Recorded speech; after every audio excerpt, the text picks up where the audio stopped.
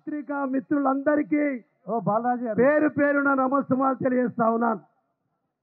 సోదరులారా, ఒక విషయం, 2014లో తెలంగాణ రాష్ట్రం ఏర్పడిన తర్వాత తెలంగాణ తొలి ముఖ్యమంత్రిగా కేసీఆర్ గారి నాయకత్వంలో నాకు బీసీ మంత్రిగా అవకాశం వచ్చింది. ఆనాడు మొట్టమొదటి అసెంబ్లీలోనే 55 సంవత్సరాలు కాంగ్రెస్ పార్టీ కావచ్చు, 18 సంవత్సరాలు దేశంలో బీజేపీ పార్టీ ప్రభుత్వం కావచ్చు, కానీ ఏనాడు కూడా బీసీల గురించి ఆలోచించినటువంటి ప్రభుత్వాలు లేవు. ఏ ముఖ్యమంత్రి కానీ ఏ ప్రధానమంత్రి గారు మరి ఏనాడు కూడా కోరుకోలే.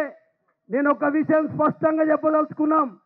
ఈరోజు మనం, ఎందుకంటే ఆ రోజు బీసీలకు ఎప్పటి వరకైతే చట్టసభలో రిజర్వేషన్లు రావో ఆ రోజు వరకు ఈ బీసీలకు న్యాయం జరగదన్న ఉద్దేశంతో మొట్టమొదటి అసెంబ్లీలో తీర్మానం చేసి పంపించింది ఆనాటి తొలి ముఖ్యమంత్రి కేసీఆర్ గారు అని చెప్పి మనం చేస్తా ఉన్నాం.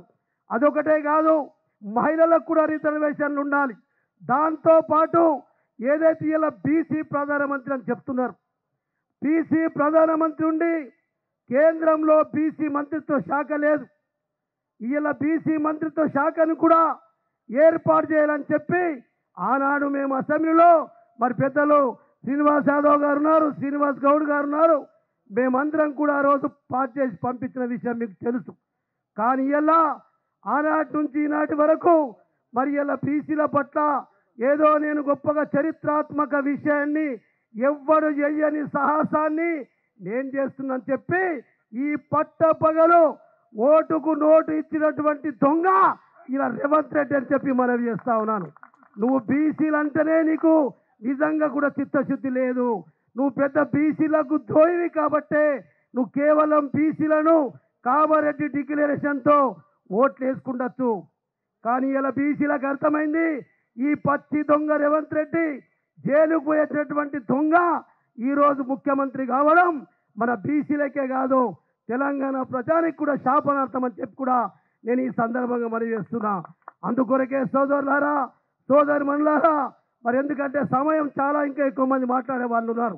మనం ఇక్కడ వచ్చి మాట్లాడు కాదు, రేపు మన గ్రామాలకు వెళ్ళిన తర్వాత, నియోజకవర్గాలకు వెళ్ళిన తర్వాత రేపు రేవంత్ రెడ్డి దిగి రావాలంటే ఏ కాంగ్రెస్ పార్టీ నాయకుడు వచ్చినా, ఏ బీజేపీ పార్టీ నాయకుడు వచ్చినా మనమందరం కలిసి నిలదీసి, బిడ్డ నీకు ఉరి శిక్ష పెడతాం బీసీలం అనుకుంటే, నువ్వు మాకేదైతే 9th షెడ్యూల్లో చేర్చి రేపు నువ్వు కేంద్రంలో రాజ్యసభలో మరి పార్లమెంట్లో రాష్ట్రపతి ఆమోదంతో తీసుకొస్తే తప్ప, లేకుంటే రేవంత్ రెడ్డి గారు ఇదే ఇందిరా పార్కులో నీ పతనం మొదలైంది, నీకు పాతరేస్తాం, నేను బొంద పెడతాం, బీసీలతో పెట్టుకున్నాడు ఎవడు మిగిలలే.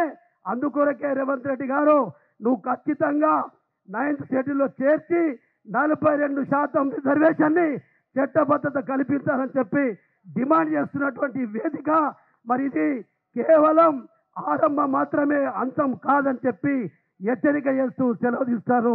జై బీసీ.